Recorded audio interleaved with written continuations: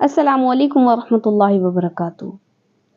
بچوں کی تربیت پر ہمیں آج خاص دھیان دینے کی ضرورت ہے، خاص خیال کرنے کی ضرورت ہے، کیونکہ آج ہم اپنے بچوں کو جو سکھائیں گے وہی کل ان کی زندگی میں کام دے گا۔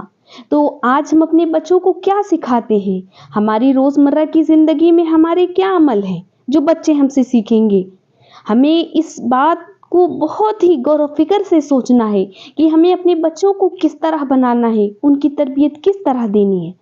یہ صرف ماں کا کام نہیں، یہ ماں اور باپ دونوں کی ذمہ داری ہے کہ وہ اپنے بچے کو بہترین چیزیں سکھائیں، اور یہ نہیں کہ اس پر ہر وقت سوار رہیں، ہر وقت اس کو ڈانٹتے رہیں، ٹوکتے رہیں، ایسا نہیں کرنا، ویسا نہیں کرنا۔ جب آپ اس طرح سے کرتے ہیں تو بچہ پریشان ہو جاتا ہے، چڑ جاتا ہے۔ تو اس چیز کا خاص خیال رکھیں، اس کے موڈ کو دیکھیں کہ کب بچہ آپ کے سیکھنے کے موڈ میں ہے۔ بچوں کی تربیت میں سب سے ضروری اور سب سے پہلے بچوں کو نصیحت اس وقت کریں جب بچہ ریسیپٹیو موڈ میں ہوتا ہے۔ 4 اوقات ایسے ہیں جب بچہ ریسیپٹیو موڈ میں ہوتا ہے، اس وقت آپ بچے کو جو بھی نصیحت کریں گے، جو بھی باتیں سکھلائیں گے، وہ بچے کے دل میں اتر جائے گی، جم جائے گی وہ باتیں۔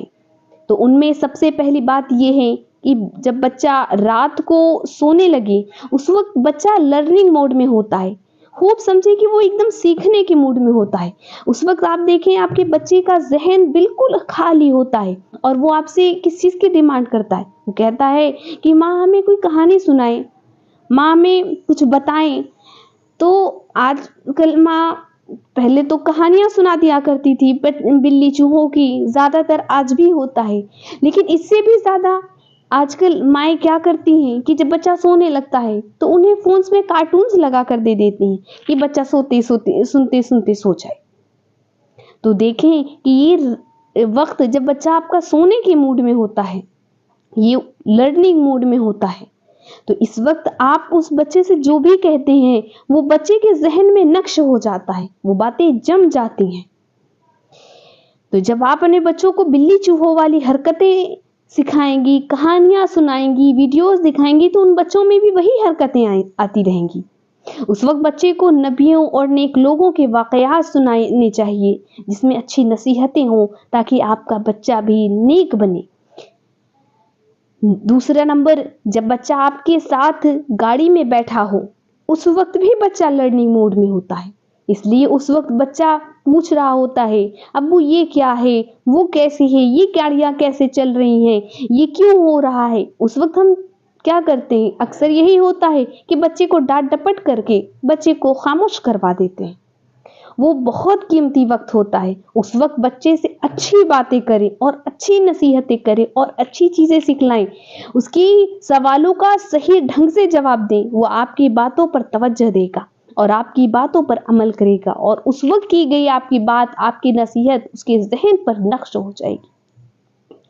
تیسرا وقت کون سا ہوتا ہے؟ کہ جب بچہ کھانے کے لیے بیٹھے، اس وقت بھی بچہ لرننگ موڈ میں ہوتا ہے، اس وقت بھی آپ نصیحت کر سکتے ہیں، آپ اسے بہت کچھ سکھلا سکتے ہیں کہ کھانا کس طرح کھانا چاہیے، کھانے کے آداب کیا ہیں، کھانے کے کیا فائدے ہیں، کیسی سنتیں ہیں، نبی نے ہمیں کیا طریقہ سکھلایا۔